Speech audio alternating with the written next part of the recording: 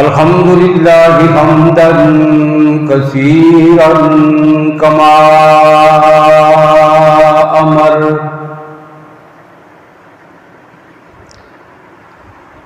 ونشهد أن لا إله إلا الله وحده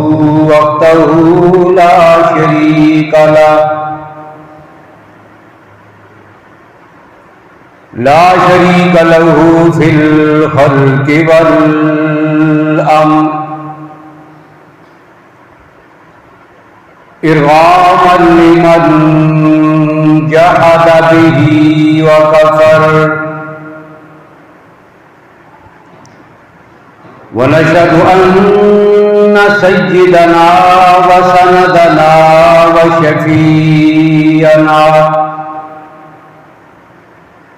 وشفينا محمدا عبده ورسوله أما بعد فأعوذ بالله من الشيطان الرجيم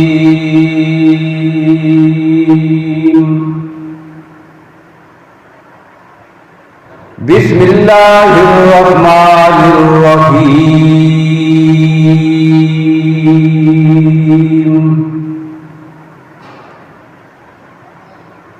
يا أيها الذين آمنوا عليكم أنفسكم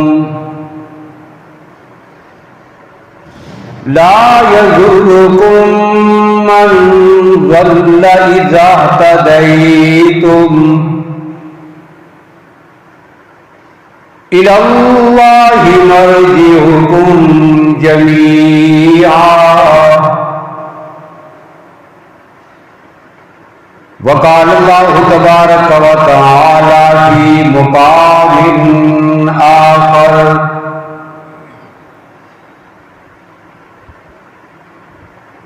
فإن تولوا فقل حسبي الله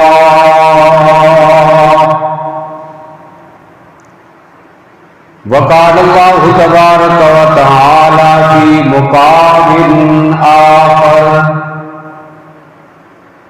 وإن تولوا فقل لي عملي ولكم عملكم أنتم بريئون مما أعمل وأنا بريء مما تعملون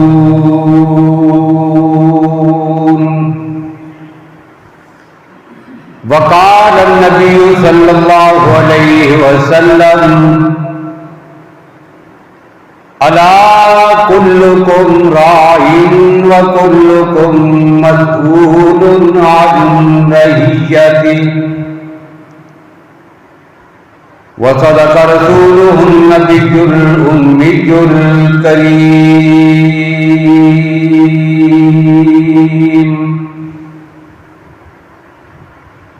اللهم صل على محمد وعلى آل محمد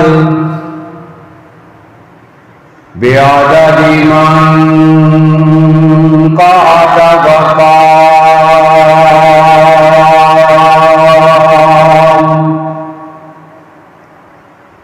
وصل على محمد وعلى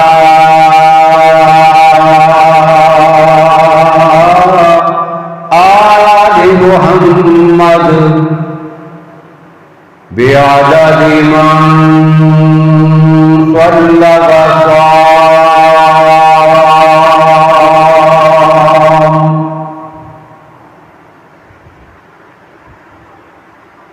قابل عزت احترام بزرگوں، بھائیوں، عزیز دوستوں،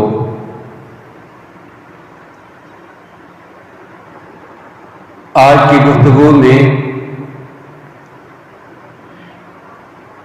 اصلاح معاشرہ کے عنوان پر ابتدائی گفتگو آپ کے سامنے ذکر کرنی ہے۔ آج ہم جس ماحول معاشرے میں زندگی بسر کر رہے ہیں، ہم میں سے ہر ایک آدمی کو، چھوٹا ہو بڑا ہو، مرد ہو کہ عورت، پڑھا لکھا ہو کہ ان پڑھ، کسی شہر کا باشندہ ہو یا کسی دیہات میں رہنے والا، جب بھی آپ اس سے بات کریں گے تو وہ آپ سے یہی کہے گا کہ جی آج تو پورا معاشرہ ہی بگڑا ہوا ہے۔ اب یہاں تک جو اس نے بات کہی ہے یہ بالکل درست ہے۔ ہم اپنے ارد گرد میں، اپنے ماحول میں، آبادیوں میں، شہروں میں جہاں جہاں تک نظر دوڑائیں گے، غور اور فکر کریں گے تو یہ بات ہمیں سمجھ آئے گی کہ آج ہم جس معاشرے میں زندہ ہیں یہ بگاڑ کی انتہائی منزل تک پہنچ چکا ہے، اور اسی بگاڑ کی وجہ سے ذلت، رسوائی، پریشانیاں اور مصائب ہمارا مقدر بن چکی ہے۔ اس لیے ضروری ہے کہ ہم غور اور فکر کریں، سوچیں کہ معاشرے کے اس بگاڑ میں وجوہات کون سی چیزیں ہیں اور اس بگڑے ہوئے معاشرے کی اصلاح کے لیے کون سے اصول اور ضابطے ہیں۔ لہذا میری کوشش یہ ہوگی کہ انشاءاللہ العزیز کئی جمعوں تک میں کوشش کروں گا کہ انہی چیزوں کو آپ کے سامنے ذکر کر سکوں۔ کچھ ایام اور مہینوں کی مناسبت سے ضمناً کچھ چیزیں ذکر کرنا ضروری ہوتی ہیں، تو ان موقعوں پر ان پہ بات ہوگی، اور اس کے علاوہ جو موقع ملے گا انشاءاللہ میں اصلاح معاشرہ پر ہی آپ کے سامنے کچھ باتیں کرنے کی کوشش کروں گا۔ رب العالمین مجھے صحیح معنوں میں کچھ کہنے کی اور پھر ہم سب کو اس پہ عمل کرنے کی توفیق عطا فرمائے۔ اصلاح معاشرہ کسے کہتے ہیں کہ ہمارے ماحول میں، آبادیوں میں، ہماری قوموں میں، ہمارے علاقوں میں، پورے ملک میں جو صورتحال بنی ہوتی ہے، جو خرابیاں ہیں، ان کو درست کرنے کا نام اصلاح معاشرہ ہے۔ اور اگر ہم غور کریں تو یہ اتنا اہم کام ہے کہ یہی تو وہ چیز تھی جس کی اصلاح کے لیے اللہ نے نبوت اور رسالت کا سلسلہ شروع فرمایا تھا۔ دنیا میں اللہ نے انسان کی تخلیق کے بعد نبی اور رسول کیوں بھیجے؟ انبیاء اور رسول کی نبوت اور رسالت کی وجہ کیا بنی ہے؟ وہ یہی ہے کہ معاشرے کی اصلاح کرنی ہے، اور جب معاشرے کی اصلاح ہوگی تو انسانوں کی دنیا بھی درست ہو جائے گی اور آخرت بھی بن جائے گی۔ تو پتہ کیا چلا کہ سلسلہ نبوت کو چلانے کی وجہ بھی اصلاح معاشرہ ہی ہے۔ اب اس سے یہ بات بھی معلوم ہوئی کہ اصلاح معاشرہ کی اساس اور اس کی بنیاد اللہ کی توحید، عقیدہ رسالت اور ایمان بالآخرت ہے۔ یہ تو بنیاد ہے کہ جس بنیاد پر کھڑے ہو کر معاشرے کی اصلاح ہوگی۔ اور اصلاح کے لیے پھر نصاب کیا ہے؟ کوئی دستور، کوئی ضابطہ یا یاد، کچھ اصول کہ جن کی بنیاد پر ہم ایک اصلاحی معاشرے کی بنیاد رکھ سکیں، وہ ہمیں کہاں سے ملیں گے؟ کس دانشور کے پاس جائیں؟ کس مفکر کے دروازے کو کھٹکھٹائیں؟ کہاں سے جا کر پوچھیں کہ ہمیں وہ طریقے بتاؤ کہ آج جو ہم ذلت اور رسوائی کی پستیوں میں گر کر معاشرتی اقدار کو تباہ و برباد کر بیٹھے ہیں، اس بگڑے ہوئے معاشرے کا علاج ہمیں کون سا ڈاکٹر اور حکیم بتائے گا؟ تو اس کا نصاب کیا ہے؟ تو نصاب بھی اصلاح معاشرے کے لیے اللہ کا قرآن ہے اور نبی اکرم صلی اللہ علیہ وسلم کی سنت مقدسہ ہے۔ یہ اصلاح معاشرہ کا نصاب ہے، اساس ہے۔ عقیدہ توحید و رسالت اور ایمان بالآخرت یہ نہ ہو تو معاشرہ کبھی نہیں سدھرے گا۔ اور نصاب اللہ کا قرآن اور نبی اکرم صلی اللہ علیہ وسلم کے فرامین، انہی کی بنیاد پر اللہ کے نبی صلی اللہ علیہ وسلم نے کائنات کے سب سے زیادہ بگڑے ہوئے معاشرے کی اصلاح فرمائی تھی۔ جب اللہ کے نبی دنیا میں تشریف لائے تھے تو اس ماحول اور معاشرے کی کیا حالت تھی؟ آج ہمیں گلا ہے کہ معاشرہ بڑا خراب ہے، ہم برائیوں میں گر چکے ہیں، درست ہے، لیکن معاشرے کی بگاڑ کی وہ کیفیت اور حالت قطعاً نہیں کہ جو نبی اکرم صلی اللہ علیہ وسلم کی بعثت سے قبل عرب کے معاشرے کی تھی۔ جتنا معاشرہ بگڑا ہوا اس وقت تھا، ویسا بگاڑ آج نہیں۔ اور جس ذریعے سے اللہ کے نبی نے اس بگڑے ہوئے معاشرے کی اصلاح فرمائی تھی وہ کیا تھا؟ اللہ کا قرآن اور نبی اکرم صلی اللہ علیہ وسلم کی تعلیمات۔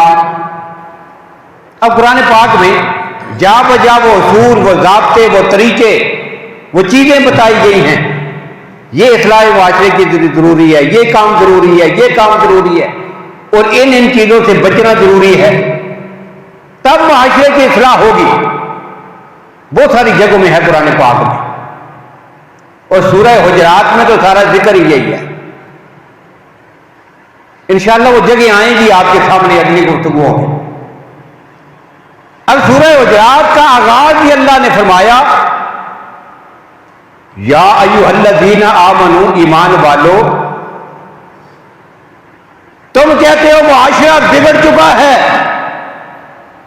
اب اس کی اصلاح کا پہلا طریقہ بتاتا ہوں، لا تقدموا بین یدی اللہ ورسولہ۔ بس ایک کام کرو آغاز میں، یا اللہ کیسے سدھریں گے ہم؟ اللہ فرماتے ہیں ایک کام کو اپنی زندگی کا مشن اور شعار بنا لو، خود ٹھیک ہو جاؤ گے۔ کیا؟ لا تقدموا بین یدی اللہ ورسولہ، اللہ اور اس کے رسول سے آگے بڑھنے کی کوشش کبھی مت کرنا۔ یہ پہلی بات ہے۔ اب اللہ سے آگے بڑھنا، اللہ کی توحید کا اقرار، اللہ کی ذات پر ایمان، اس کی توحید کا اقرار، اسے اس کی ذات میں، اس کی صفات میں، اس کے علم میں، اس کے اختیارات میں، اس کی ملکوت میں، اس کی ملکیت میں، اسے وحدہ لا شریک ماننا، یہ بھی اللہ کی توحید کا اور اس پر ایمان۔ اور فیصلوں میں جہاں اللہ اور اس کا رسول فیصلہ فرما دیں، پھر اس کے مقابلے میں کائنات کے کسی کا کوئی فیصلہ نہیں ماننا۔ جب اس پہ آ جاؤ گے تو آپ نے اصلاح معاشرہ کی بنیاد رکھ دی ہے۔ لیکن یہ ہوگا کیسے؟ اس لیے قانون تو بڑے بنے ہوتے ہیں۔ آج پوری دنیا میں، ہر ملک میں، ہمارے یہاں بھی، دیگر ممالک میں بھی بدامنی نہ ہو، فساد نہ ہو، جھگڑے نہ ہوں، کسی کے حق ضائع نہ ہوں، چوریاں نہ ہوں، ڈکیتیاں نہ ہوں، یہ جتنی برائیاں ہیں جن کو آپ معاشرتی بگاڑ کہتے ہیں، ان کے روکنے کا کیا طریقہ ہے؟ قانون بنایا جائے۔ اب ہر ملک میں قانون ہوتے ہیں، لیکن آپ دیکھتے ہیں قانون ہزاروں بنے ہوتے ہیں، لیکن یہ سارے کام پہلے سے بڑھ کے ہو رہے ہیں۔ اب کبھی ہم نے غور کیا کہ اس کی اصل وجہ کیا ہے؟ اتنے قانون بنانے کے باوجود انسانیت سیدھی راہ پہ پھر نہیں آتی، پھر یہ برائیاں پھیلتی چلی جاتی ہیں، کم کیوں نہیں ہوتی؟ اللہ کے قرآن نے اس کی ایک وجہ بیان کی ہے۔ وجہ کیا ہے؟ اللہ فرماتے ہیں کہ توحید و رسالت کے بعد جب تک آخرت پر ایمان کا عقیدہ نہیں ہوگا، دنیا کا کوئی انسان انسانوں کو سیدھا نہیں کر سکتا۔ قانون کیا کر لے گا؟ چوری سے مجھے کیسے روکے گا؟ جھوٹ سے کب روکے گا؟ ناانصافیوں سے مجھے قانون کب روک سکے گا؟ جہاں کوئی نہیں دیکھ رہا، رشوت لے رہا ہوں، کوئی نہیں دیکھتا، مجھے پتا ہے کوئی نہیں پوچھے گا، پھر مجھے اپنے قانون کا بھی پتا ہے۔ 5 لاکھ کی رشوت لے لی، پکڑا گیا تو اسی میں سے 2 اس کو دے دیے، 3 پھر بھی اپنی جیب میں بچ جائیں گے۔ اب سوچ جب یہ ہو، ماحول جب یہ بنا ہو، قانون کیا کرے گا؟ کوئی نہیں دیکھ رہا، رات کو تاریکی اندھیرا ہے، چوری کر لی، وہاں قانون کیا کرے گا؟ جب پتہ ہی نہیں ہے کس نے یہ کام کیا، کسی کی جان لے لی، کسی کو نقصان پہنچایا، حقوق العباد کو ضائع کیا، کون سا قانون میرا پیچھا کر سکے گا؟ کوئی قانون نہیں روک سکتا۔ اب کب رکیں گے؟ ہم اس صورت میں رکیں گے کہ جب ایک عقیدہ، ایک نظریہ ہمارے دل و دماغ میں ہوگا، اور وہ کیا ہے؟ آخرت پر ایمان اور یقین۔ آخرت پر اللہ اپنے رب کے سامنے پیش ہونا ہے، یہاں کوئی دیکھے نہ دیکھے، کسی کو پتا ہو یا نہ ہو، کوئی پوچھے یا نہ پوچھے، کوئی مجھ پہ ہاتھ ڈال سکتا ہے یا نہیں ڈال سکتا، یہ بات اپنی جگہ پر، لیکن میں اس رب کے سامنے پیش ہوں گا کہ جو سب سے زیادہ قوت والا اور طاقت والا ہے، ایک ایک بات کا میں نے جواب دینا ہے اور اس کی جواب دہی ہوگی۔ یہ والی بات آئے گی تو اب آدمی رکے گا، کوئی قانون نہ ہو، کوئی دیکھنے والا نہ ہو، کوئی پوچھنے والا نہ ہو، کوئی سزا نہ ہو، یہ چیز انسان کو روکے گی۔ اس لیے یہ اساس ہے، بنیاد ہے، اور یہ بنیاد سمجھانے کے لیے اللہ فرماتے ہیں، کہ اے ایمان والو، علیکم انفسکم لا یضرکم من ضل اذا تدیتم الی اللہ مرجعکم۔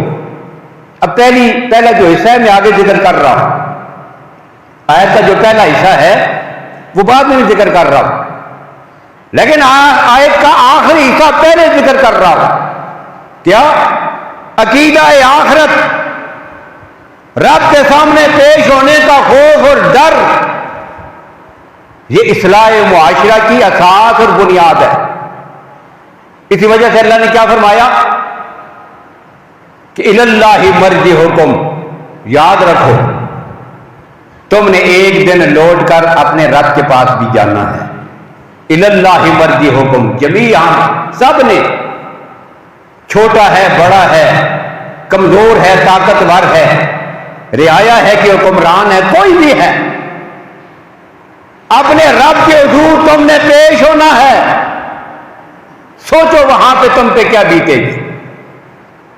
بس کوئی بھی کام کرنے سے پہلے یہ سوچ لیں، الی اللہ مرجعکم جمیعا فینبئکم بما کنتم تعملون۔ پھر ایک ایک کام جو کیا تھا، ایک ایک سوچ جو ذہن میں آئی تھی، ایک ایک نقشہ جو دل میں بٹھایا اور بنایا تھا، کھول کر تمہارے سامنے رکھ دیا جائے گا، انکار کی کوئی صورت نہیں ہوگی۔ اب یہ عقیدہ آخرت ہے۔ جب یہ سوچ ہوگی تو پھر بندہ جو ہے وہ برائیوں سے رکے گا تو معاشرے کی اصلاح ہوگی۔ تو میں نے کہا اساس کیا ہے؟ اللہ کی توحید، رسالت اور آخرت پر ایمان، یہ اصلاح معاشرہ کی بنیاد، اور نصاب اللہ کا قرآن، نبی اکرم صلی اللہ علیہ وسلم کے فراہمی۔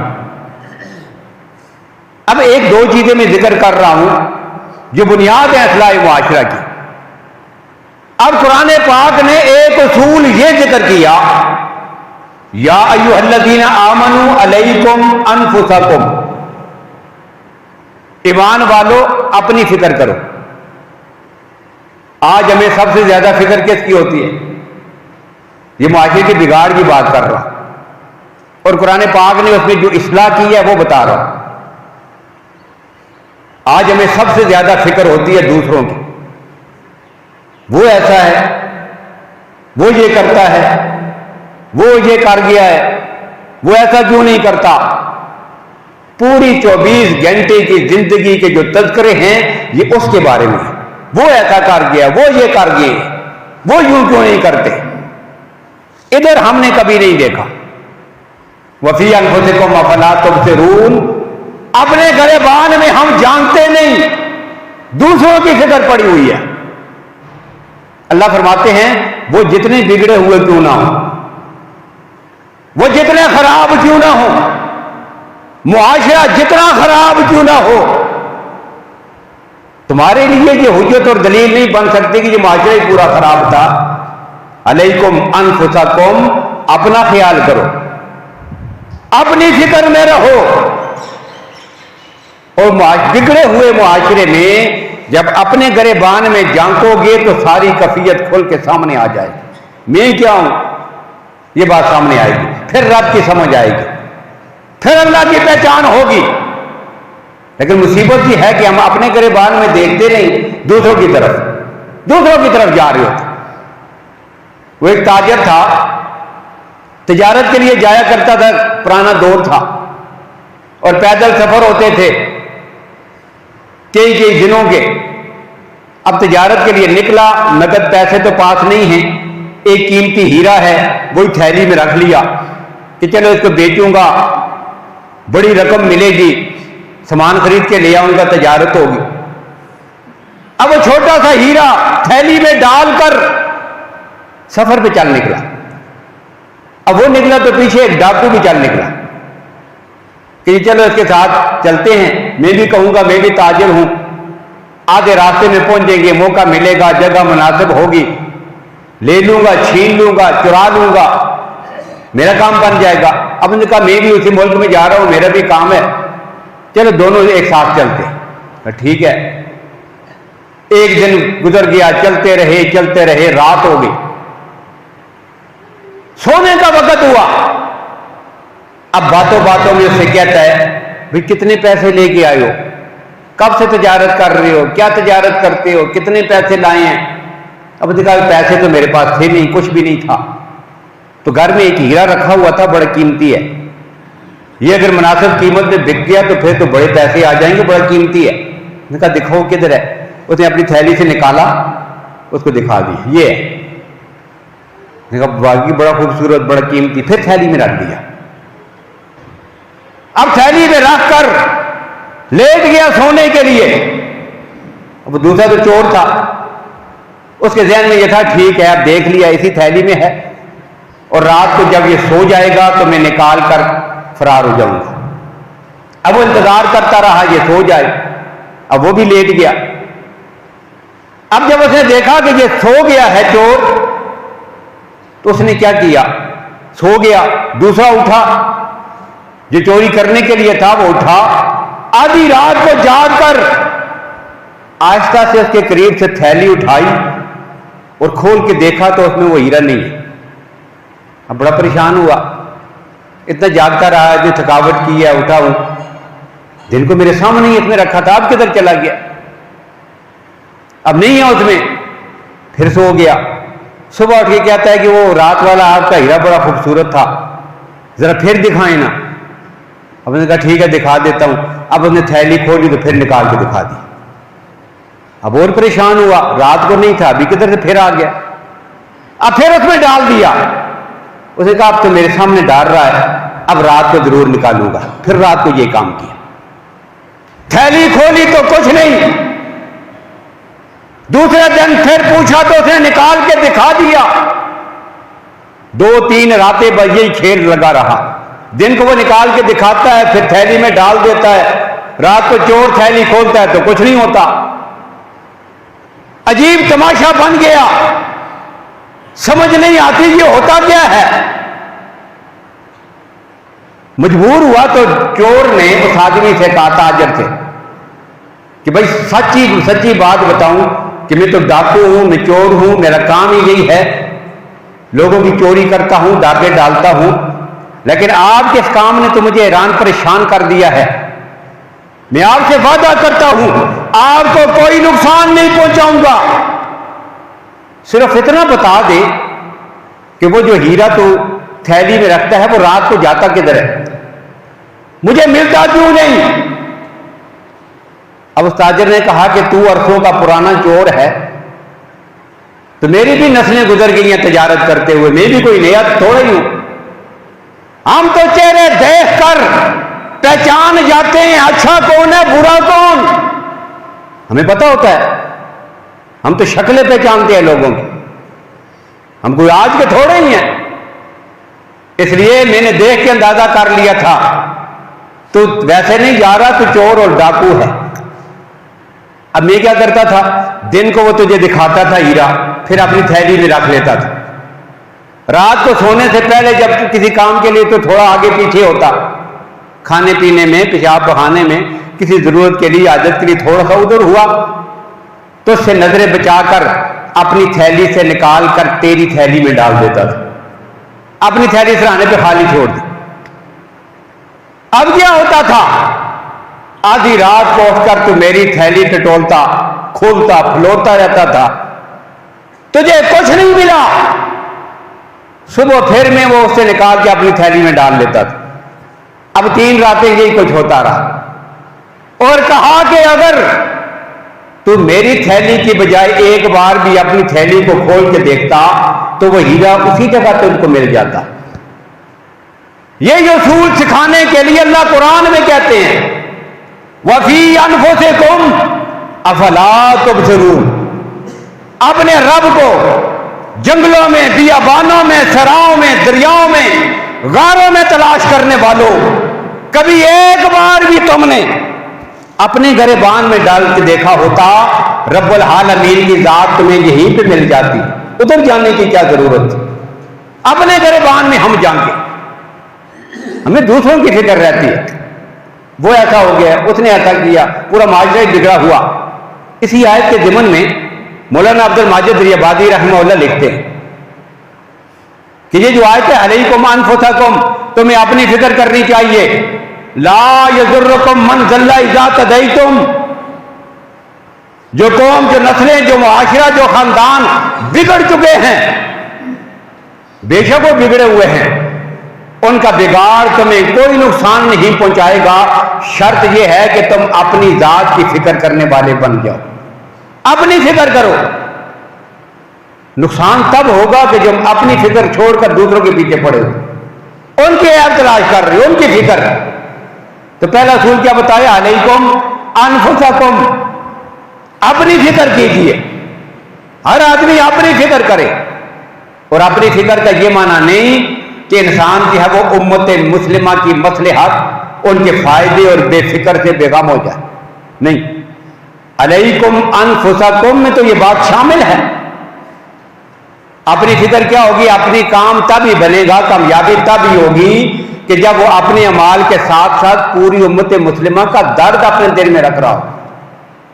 اپنی فکر سے مراد یہ ہے کہ دوسروں کے عیب کے پیچھے مت پڑے رہو، ہاں ان کی اچھائی کی جو سوچ اور فکر ہے یہ تمہارے دل و دماغ میں رہے، اس کے لیے محنت کرتے رہو، جدوجہد کرتے رہو، لگے رہو اس کے پیچھے۔ اور یہی بات سیدنا صدیق اکبر رضی اللہ تعالیٰ عنہ نے نبی اکرم صلی اللہ علیہ وسلم کی حدیث کی روشنی میں سمجھائی.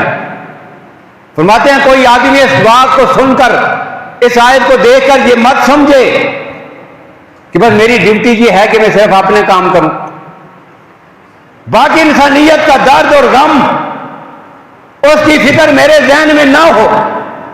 یہ مراد نہیں ہے، بلکہ اللہ کے نبی صلی اللہ علیہ وسلم نے فرمایا دوسروں کی اصلاح، امر بالمعروف نہی عن المنکر، اس کی فکر کرتے رہو، ورنہ پورے معاشرے میں اللہ کی طرف سے جو عذاب آتا ہے اس عذاب سے تم صرف اپنی عبادت کر کے نہیں بچ سکو گے. تو مراد کیا ہے؟ دوسروں کے عیبوں کو ڈال بنا کر خود بھی اسی کام میں لگ جانا، یہ درست نہیں ہے. اسی وجہ سے مفسرین نے شاید کے ضمن میں یہ معنی بھی لکھا ہے علیکم انفسکم لا یضرکم من ضل اذا تدیتم. آج ہم معاشرے کی بگاڑ کی جب بات ہوتی ہے تو ہم کیا کہتے ہیں؟ ہم یہ کہتے ہیں کہ پورا معاشرہ ہی بگڑا ہوا ہے. وہ جھوٹ کیوں بولتے ہو؟ مجھے کوئی آدمی کہتے جی آپ جھوٹ بولتے ہیں، اب میں پوری ڈٹائی کے ساتھ، بے شرمی کے ساتھ اسے یہ جواب دیتا ہوں، کیا وہ جی میں تھوڑا ہی بولتا ہوں، یہ تو پاکستان ہے، یہاں چلتا ہی ہے، آج تو معاشرے میں چلتا ہی ہے. یعنی معاشرے کی برائی کو میں نے اپنے غلط کام کے لیے دلیل اور حجت بنا لیا ہے. یہ صورتحال بن گئی. تم یہ غلط کام کیوں کرتے ہو؟ کہتے سارے یہ کر رہے ہیں، اب میرے نہ کرنے سے کیا فرق پڑے گا؟ اللہ فرماتے ہیں میں بتاتا ہوں تمہیں کیا فرق پڑے گا. علیکم انفسکم، یاد رکھو غلط کام کسی صورت میں تمہارے لیے جائز نہیں. جھوٹ بولنا، رشوت، بددیانتی، سود، خرابیاں کسی صورت میں جائز نہیں. ان سے بچ کے رہو. اب معاشرہ جو خراب ہے، جب خود تم ٹھیک چلتے رہو گے، اس کے پیچھے نہیں چلو گے، لا یضرکم من ضل اذا تدیتم، تم خود ٹھیک ہو تو یہ معاشرے کا جو بگاڑ ہے اللہ کی ذات اس کا تم سے نہیں پوچھیں گے، تمہاری ذات کا تمہیں پوچھیں گے. لہذا اپنی فکر کرو، معاشرے کو بنیاد بنا کر غلط کام کے لیے دلیل اور حجت مت بناؤ. یہ معنی شاید کا ذکر کیا گیا. تو پہلی معاشرے کی برائی کیا ہوتی ہے؟ ہم اپنی فکر نہیں کرتے، دوسروں کے پیچھے لگے رہتے تھے. اب اس کو چھوڑنے کا طریقہ قرآن نے بتایا. اور دوسری معاشرے کی برائی کیا ہے؟ معاشرے کی برائی ہے انانیت، خود پسندی، ذاتی اغراض و مقاصد کے پیچھے بھاگنا. اب یہ جو چیز ہے یہ اتنی اہم ہے کہ ہم ایک گھر سے لے کر پوری دنیا تک جدھر بھی نظر ڈالیں گے غور کریں اس پر، جہاں بھی جتنی خرابی اور بگاڑ آج پوری دنیا میں ہے، کسی محلے میں ہے، اس سے بڑھ کر کسی بستی میں ہے، اوپر جا کر کسی شہر میں ہے، اس سے اوپر والی سطح میں کسی ملک میں ہے، اس سے اوپر چل کر بین الاقوامی عالمی سطح پر ہے. آج جتنا بگاڑ اور برائیاں ہیں ان کے پیچھے یہ کیا ہے؟ انانیت. اب یہ انانیت ہوتی کیا ہے؟ اصل میں عربی کا ایک لفظ ہے انا. انا کا معنی کیا ہوتا ہے؟ میں. انا مسلمن، میں مسلمان ہوں. انا خالد، میں خالد ہوں. تو انا کا معنی ہوتا ہے عربی میں. اب جب ایک آدمی سب کو چھوڑ چھاڑ کر ایک ہی اس کی سوچ بن جائے، میرا کام ہو جائے، مجھے نفع ہو، مجھے نقصان نہ ہو، مجھے سارے فائدے پہنچے، میری بات کو سارے مانیں.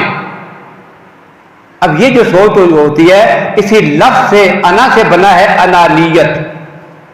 بس اپنی سوچ کو مسلط کرنا، اپنے ہی نفع اور فائدے کو دیکھتے رہنا، اسی کی بات کرنا. گھر کی بنیاد پر دیکھیں، گھر کا سربراہ ہے وہ کہتا ہے بس میری مانی جائے. اسے اوپر چل کے بستی میں دیکھیں، ہر قوم کا آدمی کہے گا میری قوم اوپر آئے، باقی سارے جیسے مرضی ہی جائیں، لاکھوں کا نقصان ہو، تباہ ہو، برباد ہو، جہنم میں جائیں، مجھے کیا، بس ہم اوپر چلے جائیں، میری قوم کا نام اور چرچا ہو. اس سے اوپر آئیں، بس میرے ملک کی بات ہو، باقی دنیا کے مسلمان انسانیت جد مرضی ہے جائے، کسی کا نفع اور نقصان، اب یہ سوچ بڑھتی چلی جاتی ہے۔ اور آپ دیکھیں کہ ایک گھر سے لے کر پوری دنیا تک جتنے مسائل پیدا ہوئے یہ کیا ہے؟ اسی سوچ کی وجہ سے، انانیت کی وجہ سے، خود پسندی کی وجہ سے۔ اسی کو مادہ پرستی کہتے ہیں، اسی کو منفعت پرستی کہتے ہیں، اسی کو خود پسندی کہتے ہیں، اسی کو انانیت کہتے ہیں۔ پوری دنیا میں آپ دیکھ لیں، تیل کے کنووں پر ہمارا ہی قبضہ ہو، پوری دنیا کی قوت اور طاقت ہمارے ہاتھ میں آ جائے، ہمیں فائدہ پہنچے۔ اب یہ سوچ رکھ کر پوری دنیا کی انسانیت کو تباہی اور بربادی سے ہمکنار کیا۔ پیچھے بنیاد کیا ہے؟ انانیت۔ اپنی بات اور سوچ اور فائدہ لے کر پوری انسانیت کی تباہی کے راستے کھول دینا، یہ انانیت ہے۔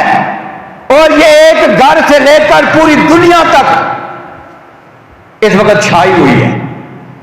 اب ایسے ماحول میں پھر اسلام کیا سکھاتا ہے؟ اب دیکھیں، یہ تین طرح کی سوچیں ہوتی ہیں۔ ایک ہوتی ہے انانیت، اور دوسرا اپنی ذات کے ساتھ ساتھ اجتماعی سوچ، دوسروں کی بھی، پورے معاشرے کی، پورے ملک کی، پوری دنیا کے مسلمانوں کی فکر اور سوچ، اس کو نخلیت کہتے ہیں۔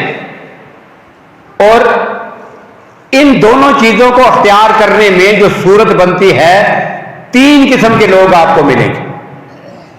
اکثریت 99% سے بھی زیادہ وہ لوگ ہیں جو انانیت پرست ہیں، بس میرا ہی نفع ہو، میری قوم کا فائدہ، ہماری بات سنی جائے، دوسروں کی کوئی فکر نہیں۔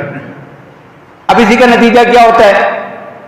ہم اپنے ماحول میں، معاشرے میں دیکھ لیں، گھر کی چھوٹی سی چیز ہو ہم اس کو ضائع کرنا برداشت نہیں کر سکتے، لیکن جب یہی چیزیں قومی سطح پہ آ جائیں گی، راستہ ہے عوامی جگہ، سڑک ہے عوامی جگہ، عوامی پارک ہیں، اب وہاں ہم اپنے ہاتھوں سے ان کو تباہ کرتے رہتے ہیں، تباہی کی، بربادی کی طرف لے جاتے ہیں۔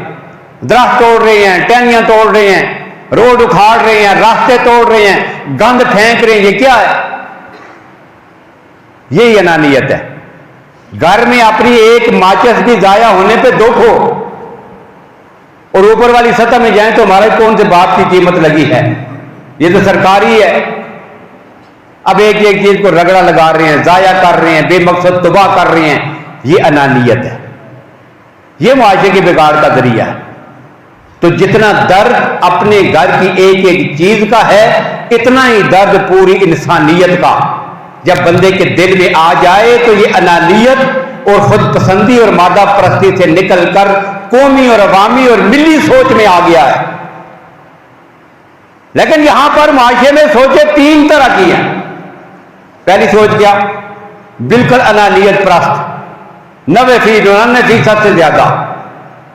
اور دوسری ایک سوچ اور بھی ہے، وہ سوچ یہ کہ اپنی بات بالکل سرے سے بھلا دی، اور قومی اور ملی سوچ میں ایسا گم ہوا اپنی ذات کو ہی بھول گیا ہے۔ یہ بھی راہ اعتدال سے ہٹا ہوا ہے۔ اعتدال کی راہ کیا ہے؟ اپنی ذات کا بھی خیال ہو، پوری انسانیت کا خیال۔ یہ دونوں کو ملا کر اعتدال کی راہ پہ چلے گا تو یہ چیز اللہ کے ہاں قابل قبول ہوگی۔ اب اس کی ایک مثال ذکر کر کے بات ختم کرتا ہوں، تفصیل انشاءاللہ اگلے گفتگو میں آئے گی، کہ اسلام جو ہے وہ یہ سوچ اور فکر کس حد تک پیدا کرتا ہے۔ ہمارے اکابر انبیاء علیہ السلام، نبی اکرم صلی اللہ علیہ وسلم کی ذات مقدسہ، اصحاب رسول، اہل بیت اعظام، اولیاء کرام، سلف صالحین، ان کی زندگیاں ایسے واقعات سے بھری پڑی ہیں۔ ایک مثال سیدنا فاروق اعظم رضی اللہ تعالیٰ عنہ کا دور خلافت ہے۔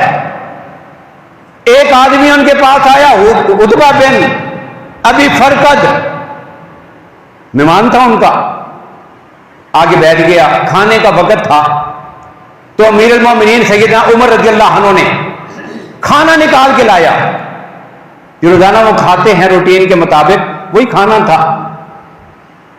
رات کی سوکھی روٹی ہے اور اتنی سخت ہے کہ گلے سے نیچے اترتی نہیں، چبائی نہیں جاتی، لا کے رکھ دیا، خود بھی کھانے لگے، وہ بھی کھانے لگا۔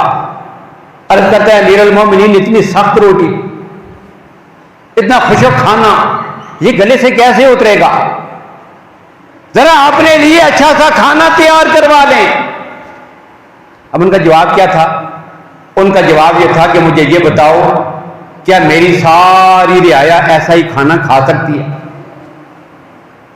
اب صرف اپنے کھانے کی فکر، میں عیش کرتا رہوں، میں عیاشیاں کرتا رہوں، مجھے آرام ہو، مجھے سکون ہو، باقی ساری مخلوق جائے جہنم میں، یہ انانیت ہے، یہ معاشرے کے بگاڑ کا ذریعہ۔ اور فاروق اعظم جیسے سوچ کہ میرے بھی وہی حالت ہو جو میری ساری رعایا کی ہے، سارے انسانوں کے حالات برابر ہوں، یہ ملی اور قومی اور اجتماعی سوچ ہے، یہی انسان کے بگڑے ہوئے معاشرے کو پھر درست سمت پر لا سکتی ہے۔ تو یہ اصول اور ضابطے ہیں جو اللہ کا قرآن ہمارے سامنے بیان کرتا ہے۔ تو انشاءاللہ کوشش ہوگی کہ آئندہ کئی جمعہ تک اس پر کوشش کروں گا کہ گفتگو کروں۔ اللہ تعالی ہمیں عمل کرنے کی توفیق نصیب فرمائے۔ وآخر دعوانا الحمدللہ رب العالمین۔